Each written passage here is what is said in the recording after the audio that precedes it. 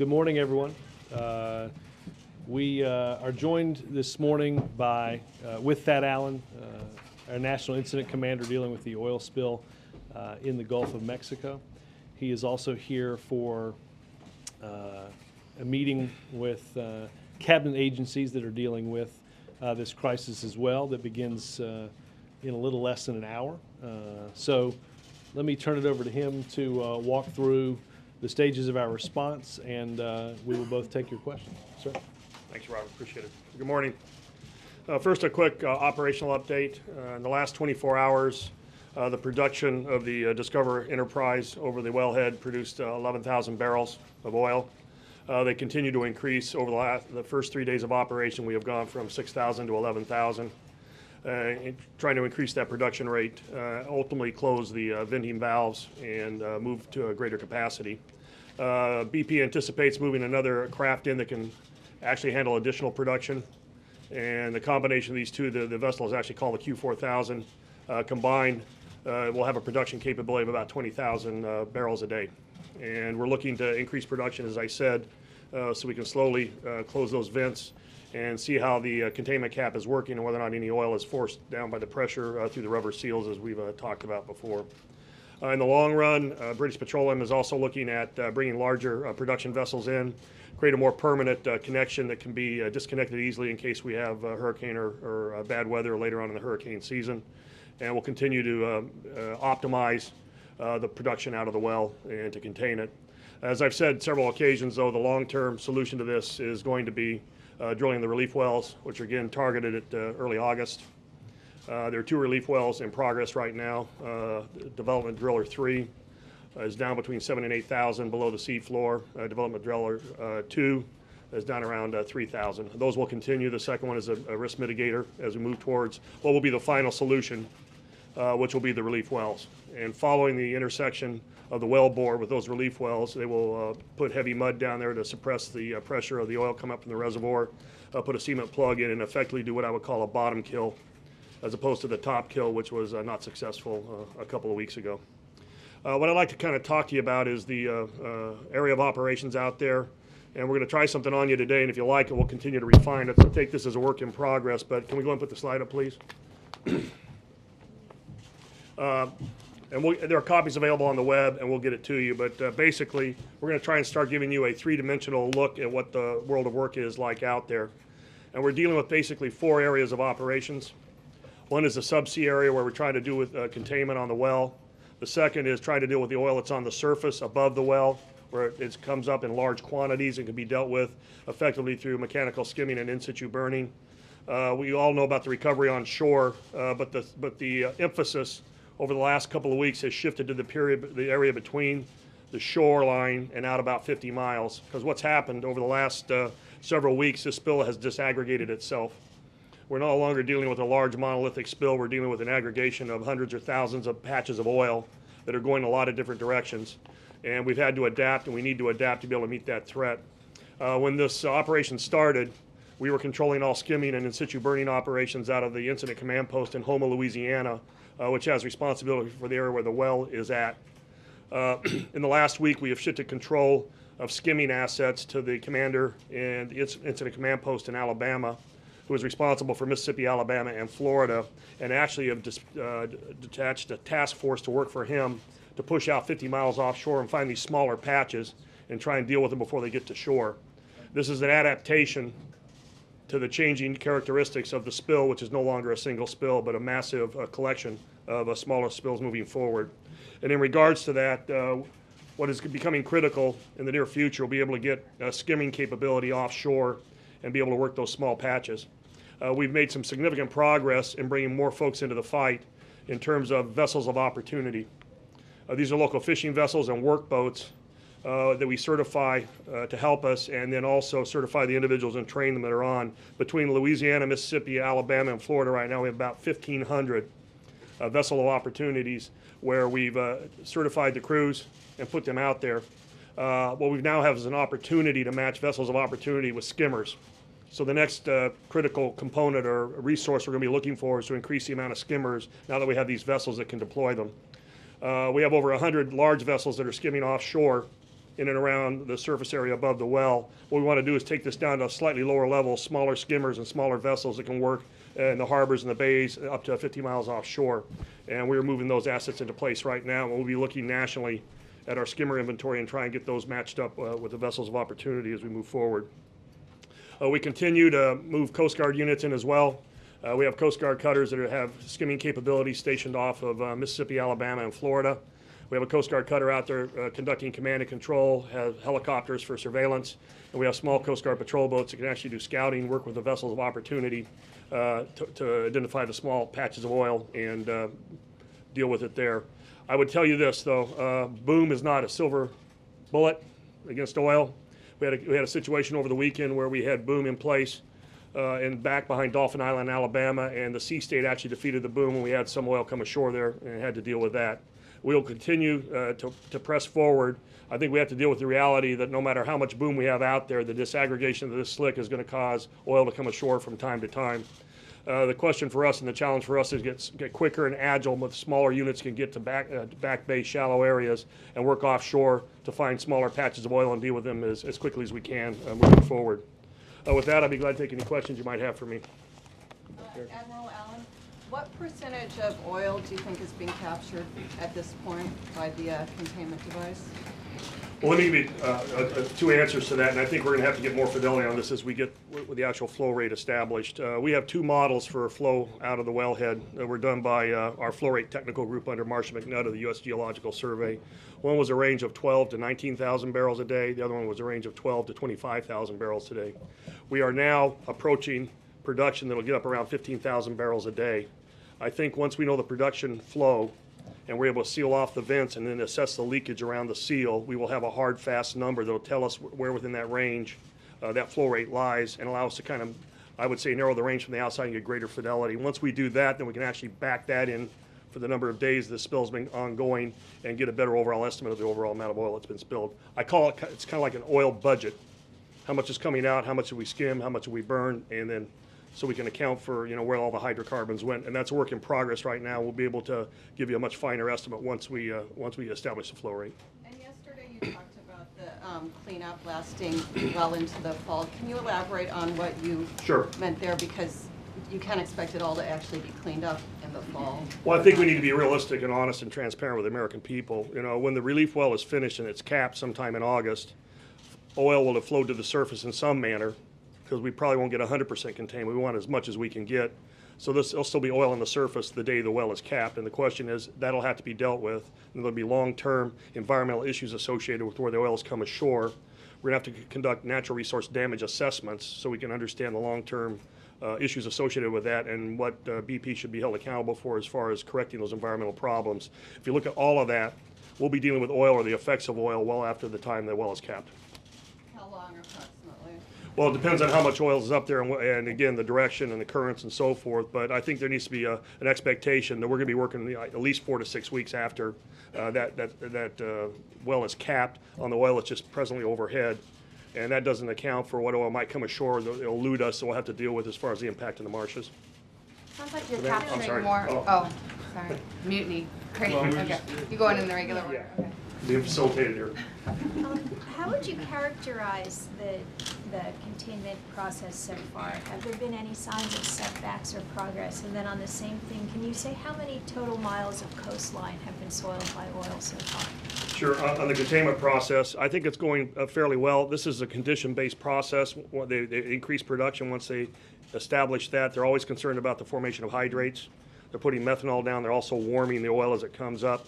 All that's kind of being balanced, and I think it's going fairly well. What we wanted is to establish a rate so we know exactly what that containment cap can tolerate in terms of flow and what's going to be lost. And I think it's very, very important, and we're watching that very, very closely. As far as the coastline, I think we have about 120 miles total linear that's been impacted. But I would say that's kind of deceiving because I was talking with the parish presidents and Governor Jindal. You could have 1 mile impacted linearly, and that could go very deep as far as the acreage of the marshlands behind it. So I think we need to understand where it comes ashore in a marshland, there is a depth component to this, and the effect could be far greater than that. Yes, sir. You say you're in contact with the White House every day, that you're getting everything you need. There are people down in the Gulf, though, that say there aren't enough skimmers, there aren't enough people on the beaches. Are they just misinformed? And also, you mentioned optimizing production. I understand you want to get as much out of this, but there's an incentive for BP to pull that oil out. Should they have to forfeit that oil and that profit to disincentivize them from keeping that going? The reason they want to keep the production going is not what they may recoup out of that in terms of production. The reason you want that flow to continue is it alleviates pressure on the wellbore. We did the top kill. We were able to force mud down the wellbore to the point where we actually suppressed all the oil. But the minute they stopped pumping the mud, the oil came back up. The reason they didn't go any further is they do not know the condition of the wellbore and the casings down there. And if you exert pressure on that, you wouldn't want to force oil out into the formation or the strata and have it come up through the seafloor. So you want to produce the oil for safety and containment reasons. I understand. Should they have to forfeit that oil? And what about the skimmers? That's above my pay grade. Let's be clear. They are the responsible party. They're going to bear the cost for exactly what the admiral is describing. I think those costs are likely to greatly exceed what the oil that is recouped is sold for on the market. They're in for on response and recovery. There'll be penalties that will be involved in this in the many billions of dollars. Back to the skimmers. People are asking, where are the skimmers? Yeah, well, we're doing a national inventory right now because as the response has evolved, as I told you, skimmers are now the quantity and demand, and we're looking at that right now, doing a national inventory. We may have to make a decision at some point to move skimmers from some part of the United States and basically accept the risk if there's an event there to be able to bring them here, and we're having that discussion right now. Have we waited too long to do that? 6 weeks in? No, the threat's evolved. We had a lot of skimmers. We have a lot of skimmers down there. The question is, we now know that we can take advantage of these vessel opportunity if we get more. We didn't have the vessels opportunity several weeks ago. We have them now. Suzanne?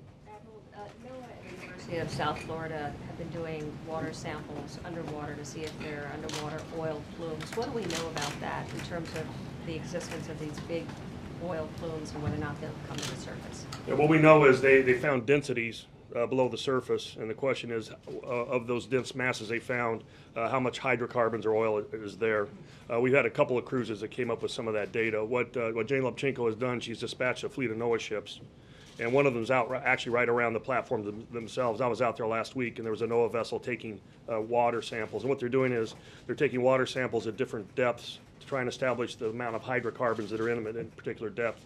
And she wants to make a model of the entire Gulf to find out, because if you go down, there's a density there. You can go back the next day and it may not be there because it moves around. What she's trying to create is a model of the entire Gulf. It's kind of like filling in the pixels on a screen with data samples that go down through the water column to try and measure what the hydrocarbons are there. That's happening right now. That'll ultimately have to be put into a computer and come up with a data model for the Gulf. But that's what's going on.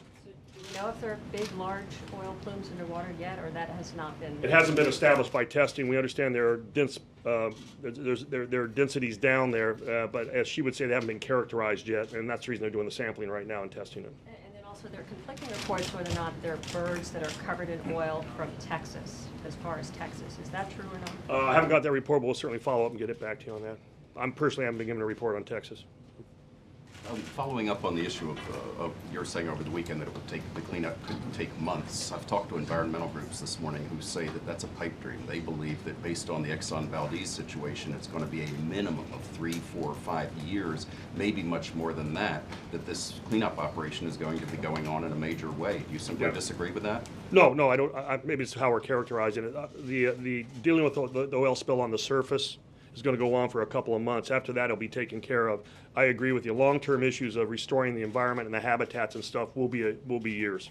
I've separated out two different functions, I guess. Here. Yeah. Exxon Valdez, it's been. Yeah, I have no argument with that characterization. One other thing, when we were down there this week with the president, we wanted to get shots of work crews on the beaches, and they are apparently our rules that they can only work 20 minutes in every hour, and we cruised down the beach past 6 different tents of people. We could not get a shot of anybody working in the hour or so we were on the beach, and I know people in Grand Isle are irate because they say, look, let us go out and do it. Why do you have all these rules and all this bureaucracy?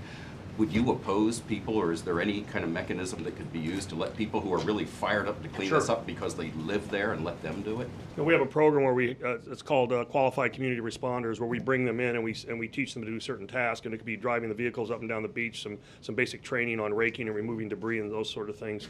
And in a number of states, we've actually trained these folks and put them out to work there.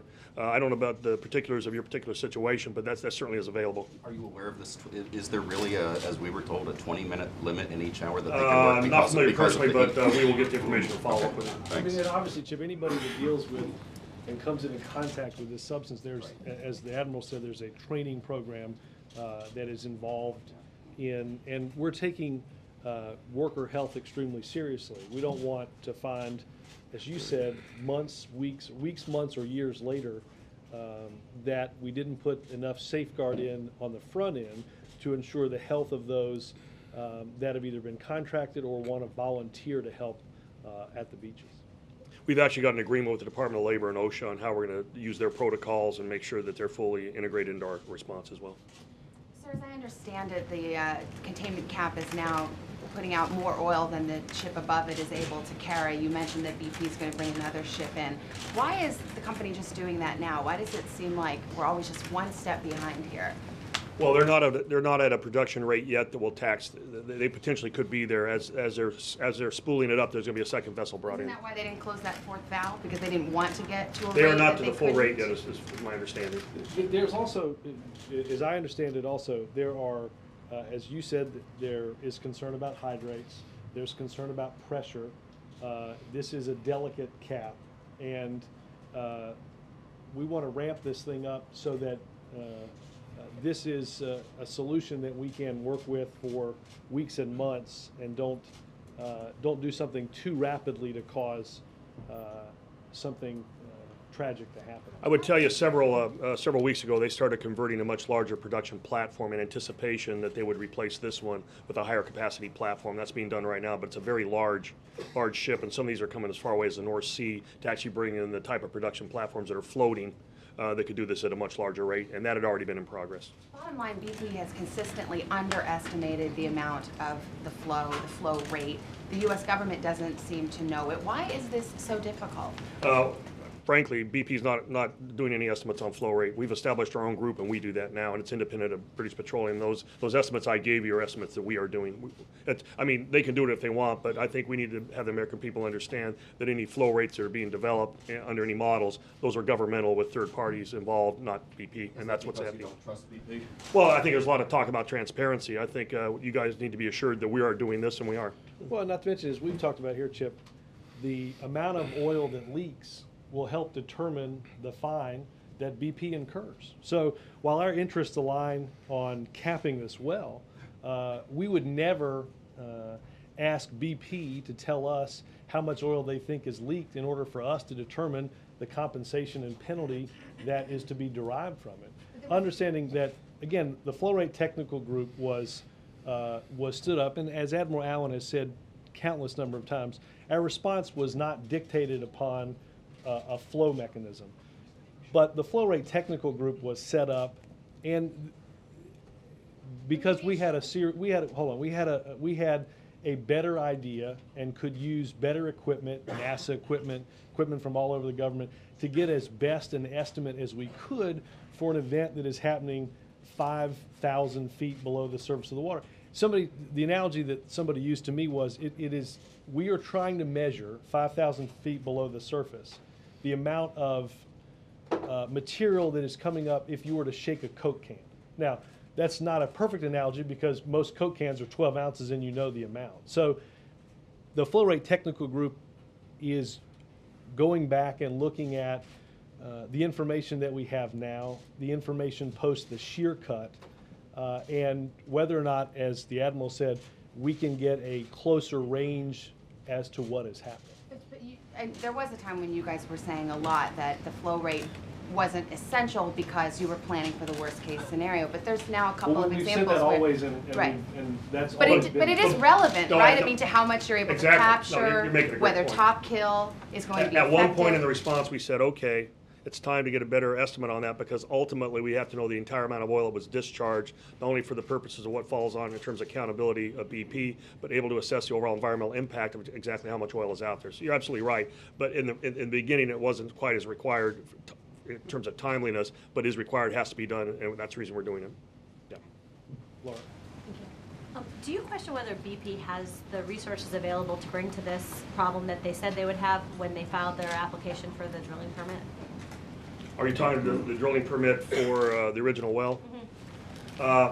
We have far exceeded the assets being brought to this problem that were indicated in there. You're talking about their spill response plan? Yeah. Yeah.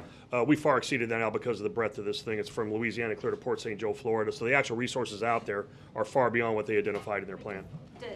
Does BP have, so BP has brought all that they said they would and Yes. more? Yeah, the resources identified in their plan were all brought to bear. Yeah, that's correct.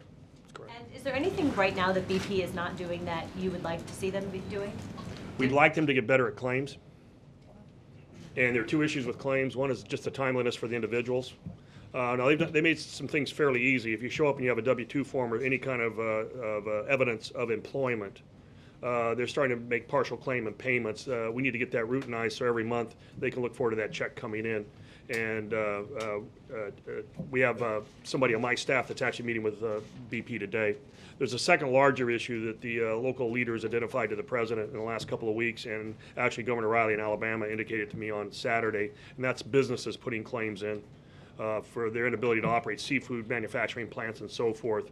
Those claims are processed in a different way, require different documentation that requires information about the business themselves. That appears that may be a little cumbersome right now, so we're actually going to have a meeting with British Petroleum this week and try and simplify their ability to actually handle the claims from businesses. So in that regard, they don't have a history of that company of doing that type of work. They brought in contractors and claims adjusters that are working with them, but we think they need to do that better and quicker.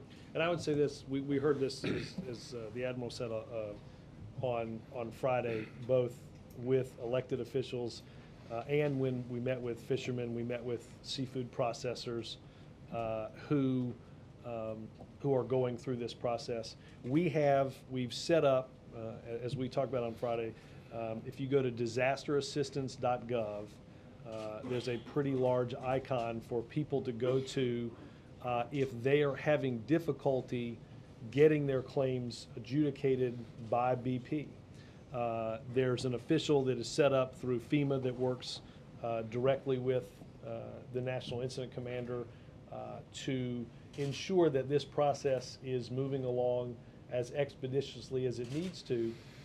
We've got problems with, as the Admiral said, major claims being paid and different things along the route. A seafood processor said, you know, when we catch our shrimp, we freeze the shrimp and they're processed.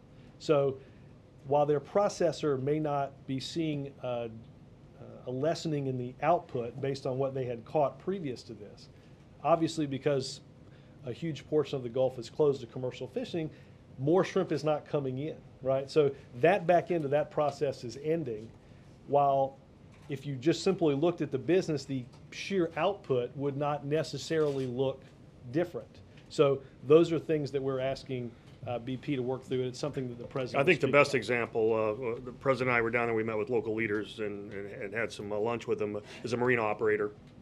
Having maybe 10% of the boats tied up at the marina than they would normally this time of year, and all the associated support for that, you know, food and local businesses being used for meals and all that kind of stuff. That is very, very complex, but we got to get to the bottom of this and make sure these folks can have access to the claims process. Anybody who's in the economic food chain of the Gulf essentially eligible for reimbursement? If you operate a B&B that doesn't have people coming, if you supply food to the B&B that doesn't have people coming, I mean, is it all the way down?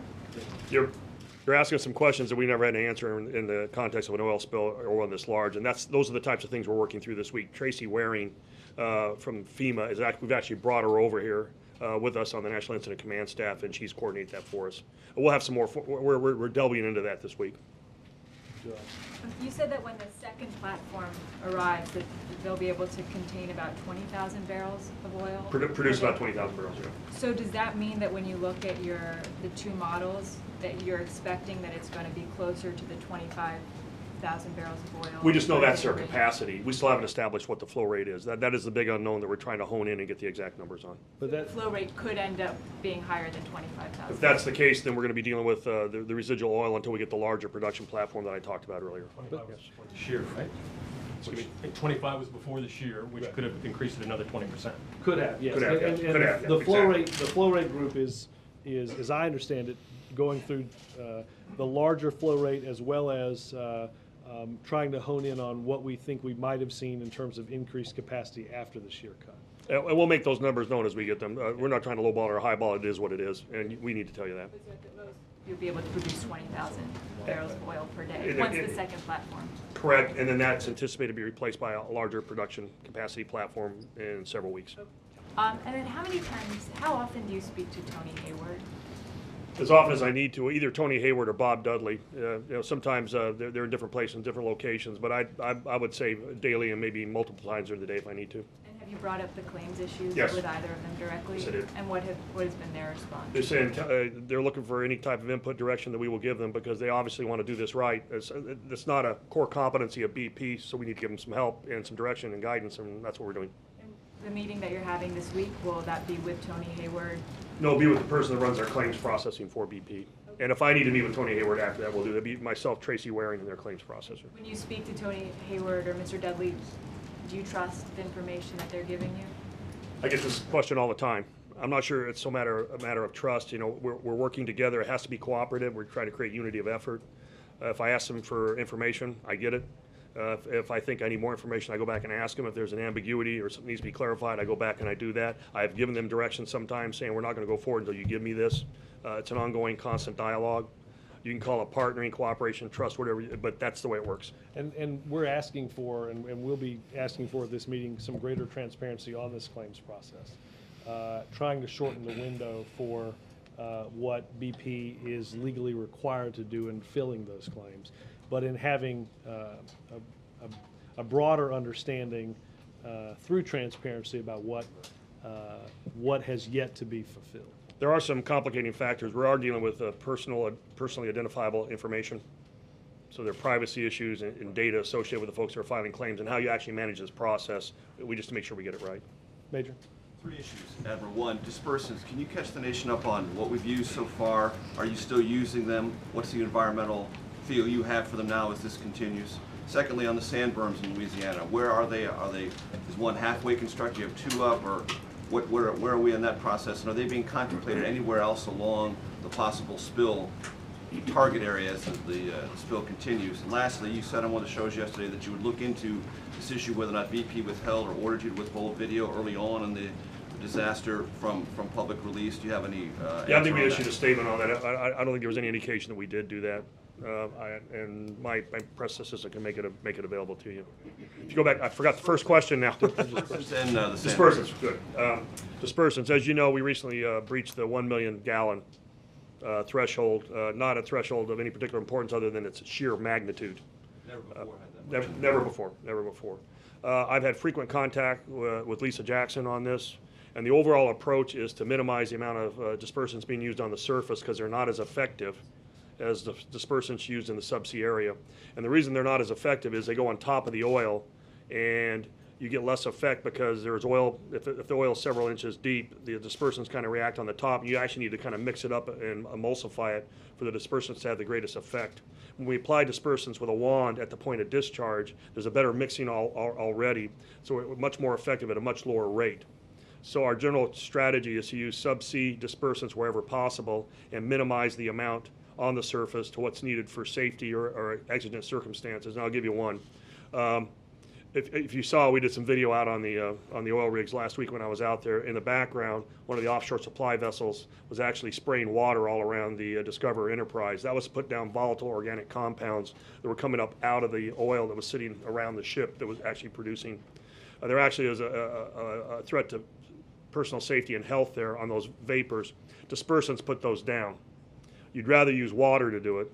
There may be times where, because of the situation, you may want to use dispersants to reduce those vapors. But those are the types of things we would talk about. They give us a dispersant plan, and EPA is aware of that. Our federal on-scene coordinator is trying to minimize dispersants on the surface, but there may be times that they're going to use it, but we need to use those in very judicious quantities. That means we're going to be relying on in-situ burning and mechanical skimming in and around the wellhead. And sand berm? Sand berms. At this point, the President made the decision last week. We authorized the 6 segments that were permitted by the Corps of Engineers. The state of Louisiana is working with British Petroleum. I understand they've got the funding mechanisms in place. I think the real issue right now is availability of barges.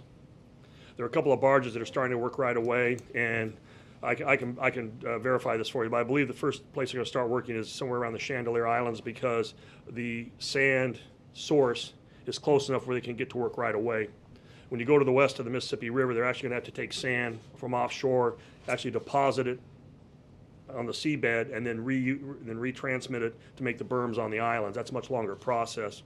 I've talked with Lieutenant General Van Antwerp, head of the Corps of Engineers, about their ability to free up dredges from other projects to be able to help them. The state of Louisiana is also looking nationally at dredge capability, and right now it's a matter of finding the dredge capacity to be able to start doing some work, but they're ultimately going to have to take a lot of sand, move it in close to shore, and then move it again. If they come up against a capacity problem in dredges, we can do something called a waiver of the Jones Act, which will allow us to bring foreign flag dredges in, but that would be, I would consider that only as a last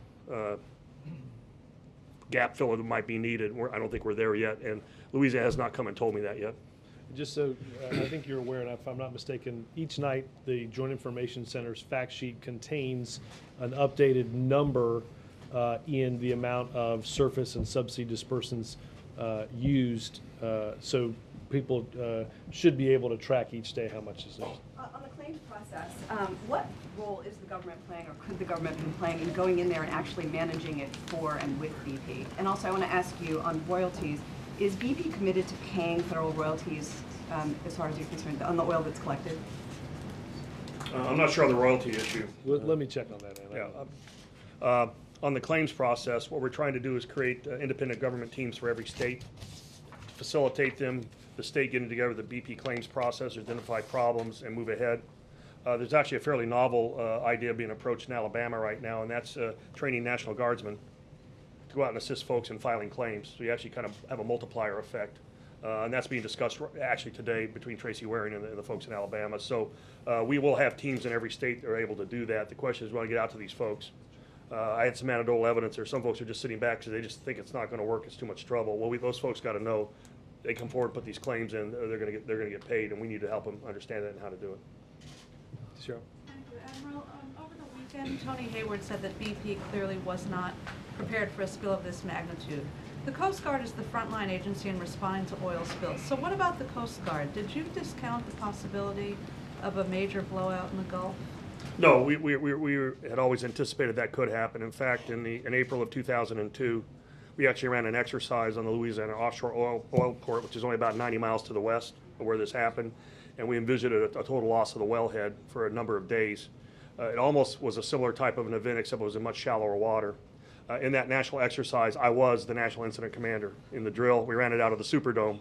And so we have known about these and planned for them. What's made this one anomalous is the amount of area this oil is covering and the breadth from central Louisiana clear over, at this point, Port St. Joe, potentially Florida.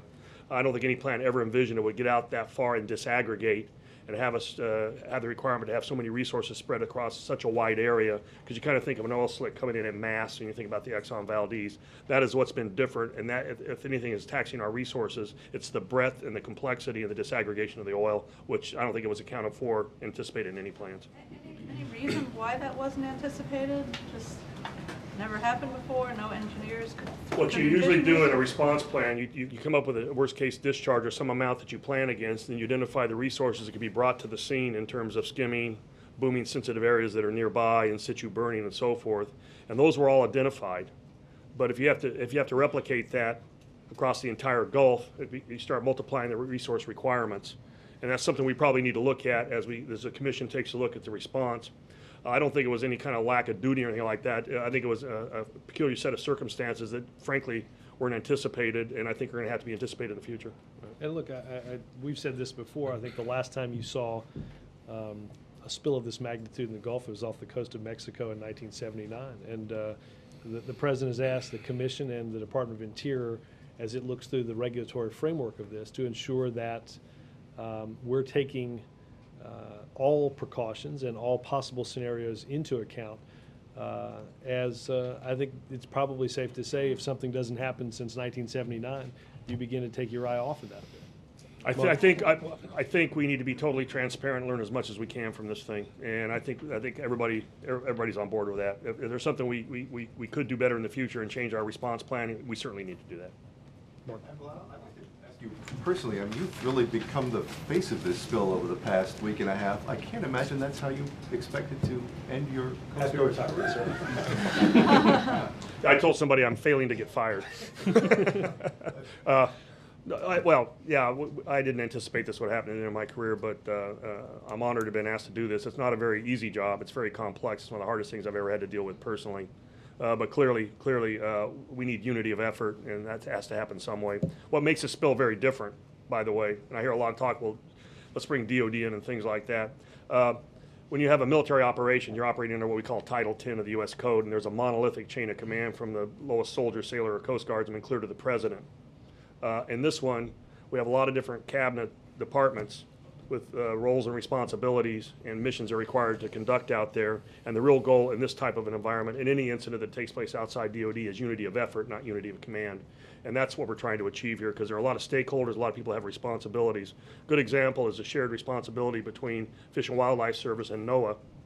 Fish and Wildlife Service has marine mammals and endangered species. NOAA is responsible for commercial fisheries and National Marine Fisheries Service. Well, they both have equities out there in the Gulf, and the question is, how do you create that unity of effort? And that's the real challenge.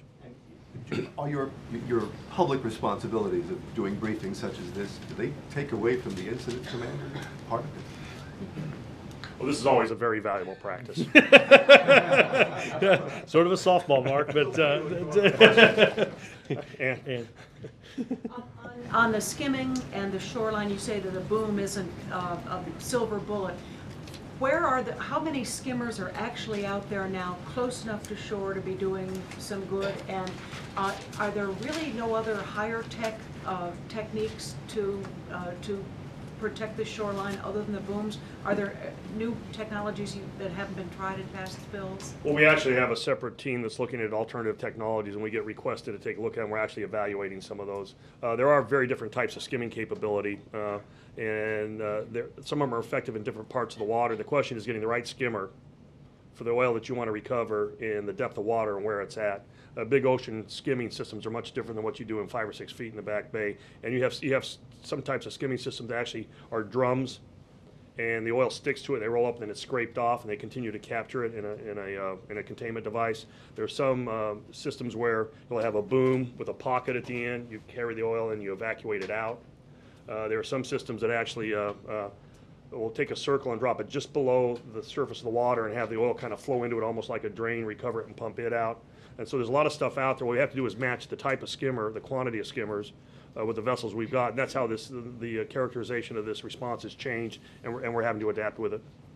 And that's been hard to get in close enough to protect the. Yeah, I think ultimately the best thing we need to do is probably get these vessels of opportunity, because these are watermen that know the local areas. They have boats with the right draft that can operate there, and then match the right skimmer to them. And that's the process that we're going through right now. all right. You mentioned the vessels of opportunity were not on hand until recently. The additional platform is still on its way to the site. The systems for compensation are still being set up and finalized. Can you address the perception that, as Savannah put it, the response has just consistently been a couple steps behind the problem? Well, I think we're adapting to an enemy that changes. The nature of this oil spill has changed continually since day one. We had a lot of oil in one spot to begin with, based on the currents and the wind. This has all been disaggregated, and as the spill has changed, our responses had to change. For instance, oil or hurricanes or any weather are agnostic to boundaries between states. All of our response organization and structure is by states and our cap and the port zones. And so the difference between the incident command in Home and the incident command in Mobile, there's actually a division of labor that is the Pearl River that divides Louisiana and Mississippi. And when you start talking about one of these things, it's an artificial boundary. So we have to learn how to adapt. And as this thing gets broad and goes across different jurisdictions and authorities, then we have to change our command and control structure, and we have to adapt to it. And then you can say there's a latency period there and where we slow to react, you could say that, but I think we're trying to adapt and learn from a spill that's never happened before in this country. I have 2 oil questions. I have 1 non-oil question. Are you taking those now, Robert, or after? We can take them now. All right. First, you said over the weekend on this week that you've issued an order that journalists are to have unfettered access to the disaster sites. What I want to know is, what's going to happen? What are you going to do to BP for preventing journalists from getting access to these sites, both prior to now and going forward? Well, if we have to, we can issue an administrative order from the federal on-scene coordinator if they violate their civil and criminal statutes associated with it. But we haven't issued an order like that. I put out a general guidance that there are only 2 reasons that media should be prohibited from an area: if it's a security reason or a safety reason because of personal protective equipment. Other than that, we are putting no restrictions on access. Now, we can't tell somebody to talk to somebody if they don't want to. But my policy is, unless it's a security or safety reason, there is no restriction on access. Is that system really nimble enough? I mean, you know, if BP calculates that keeping journalists away from oily birds is more valuable to them than whatever your penalty is going to be down the road, how quickly? Well, I guess somebody would have to give me the specific. I guess somebody would have to give me the specific of an incident. We'll go take a look at it. I want to take a picture of an oily bird and they told me to go away. Well, it's hypothetical. If you give me the facts, I'll react to them and tell you what we would do or can do. BP employees seem to be under the impression they can't talk if you talk to them down there. They're not permitted. Well, we'll follow up with. I'll have a call with Tony Hayward. My second question. Director James Cameron says he offered to help film the site, the disaster site, and BP told him no. And what he says is that you know, currently the video stream we have, the only video we have, images of the actual leak, are controlled by what he characterizes as the criminals. Doesn't he have a point that maybe it's worth some risk to have someone other than BP providing images of that leak? I know he met with Lisa Jackson, and some of our folks were in the room. I would just make this observation, and I haven't talked to Mr. Cameron myself. All the video that's coming out of that operation right now from the remotely operated vehicles is available.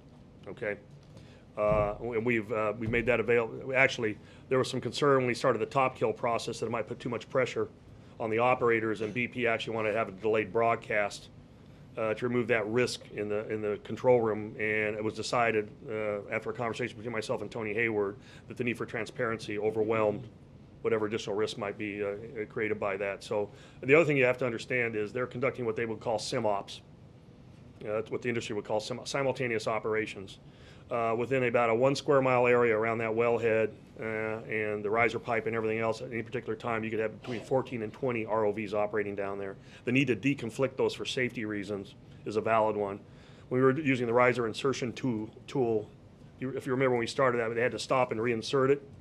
The reason they had to do that was the ROVs that were doing the subsea dispersant application, the ROVs that were working the insertion tube, actually bumped into each other, and it caused the tube to be dislodged, and they had to do it again. So there's an issue about density and the amount of ROVs you can bring down there. And I appreciate Mr. Cameron's comments, but I believe trying to put one more ROV down there might actually increase the risk to the operation, and there are a number of ROVs operating down there. Robert, off the subject of oil, does the president have any reaction to the controversy over Helen's remarks that were publicized Friday? Well, I've not spoken with him directly on that. I would say this, Tommy, I think those remarks were offensive and reprehensible. I think she should and has apologized because obviously those remarks do not reflect certainly the opinion of, I assume, most of the people in here, and certainly not of the administration. Admiral, on the question of disaggregation, which I think means breaking up. Yes. I assume that... I should have used simple sailor talk. Not too simple. Not a family broadcast, sir. It's a...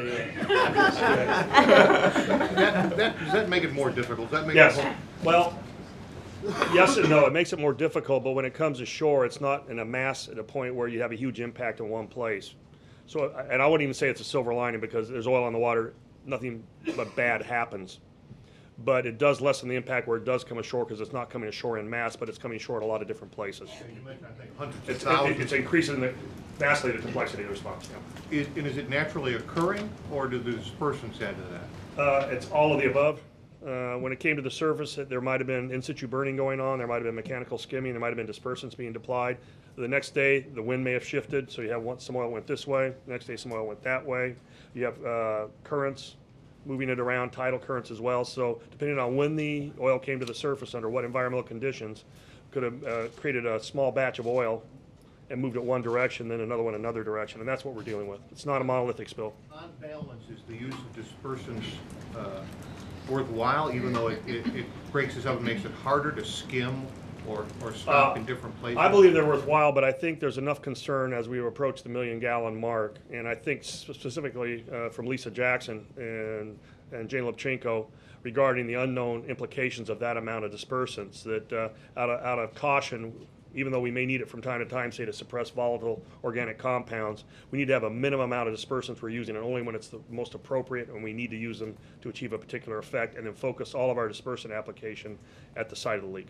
Steve? To have used that much? Right. Well, actually, we have suppressed them on the surface. Yes. Well, and the directive that went for a much greater reduction in the volume, I think is now been several weeks old. Stephen? Given the delicacy of this containment cap solution, are you confident that it will remain effective during the months it will take to dig the relief wells, and what kind of maintenance, etc., needs to be done down there? And would a scenario ever arise where it might be you might have to stop producing the oil to fix or upgrade or whatever the solution down there? I don't think we should ever be comfortable with the containment operation. We ought to be watching it very, very closely. We ought to be ruthless in our oversight of BP and trying to understand what oil is not being contained that's leaking out around that rubber seal once we know what that flow rate is. And we need to understand completely that if we have severe weather in the form of a hurricane, there may be times where we're going to have to disconnect that operation and reestablishment. And during that time, we're going to have oil coming to the surface again. That's the reason I've said this is a long campaign, and we're going to be dealing with this oil for the foreseeable future. April? Several questions.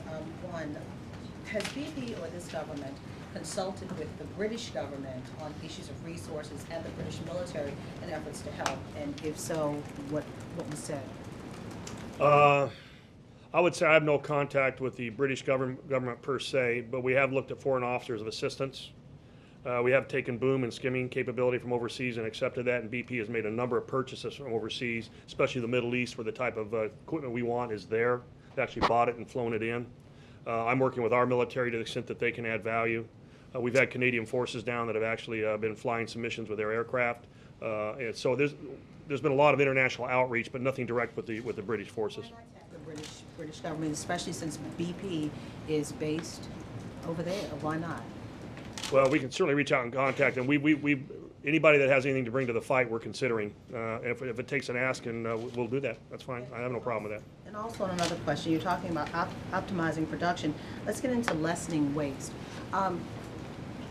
Is it cost effective to recycle some of the wasted oil that has been spilled? And go ahead. Yeah, almost all the recovered oil is recycled one way or another, with the exception. If it's contaminated sand or debris, that actually in some cases can become oily waste or hazardous waste, has to be treated in accordance with EPA guidelines. Lisa Jackson has gone out and really looked. We've actually been to a couple facilities to make sure we know how they're handling the oily waste. And there are certain ways that it has to be disposed of properly in landfills or other places. And those are following EPA guidelines. So marshland oil, things with maybe some reeds or yeah, when you have anything that's got oil on it, it becomes has to be disposed of in accordance with federal law, just like waste oil or hazmat would be. Yeah. It's not cost effective to even try to do that. Well, some of that disposal is done through incineration. There's some things they can do with, but in general, if the oil can be recycled or reused or reclaimed, that happens. But it gets to a point where it's just plain oily debris, then we dispose of that in accordance with federal guidelines. And EPA is consulting with us and making sure those are met with. In fact, when Lisa and I go out and visit the various sites, one of the things we look at are two things. Number one is waste disposal and how they're doing decontamination. Almost every forward operating base has a decontamination station, either for boom or individual boots or clothing, where you go into this, it's all washed off, it's put into a tank, the oil is decanted and then recycled. Let's do Sam, and then we should go to this meeting. Just a quick question. Can you discuss the benefits and the shortcomings going forward of actually requiring oil companies to drill relief wells simultaneously to the production of oil? And would that have helped in the current situation had BP actually had that relief well up online even before the spill took place? I have not had that discussion. I think that would be a legitimate point to be raised and put in front of the commission as they do their work. Yeah, I would say it would fall under, I think, Sam, the regulatory framework that the commission will evaluate in order to determine the best way to operate this in a fail-safe atmosphere moving forward. Thanks, guys.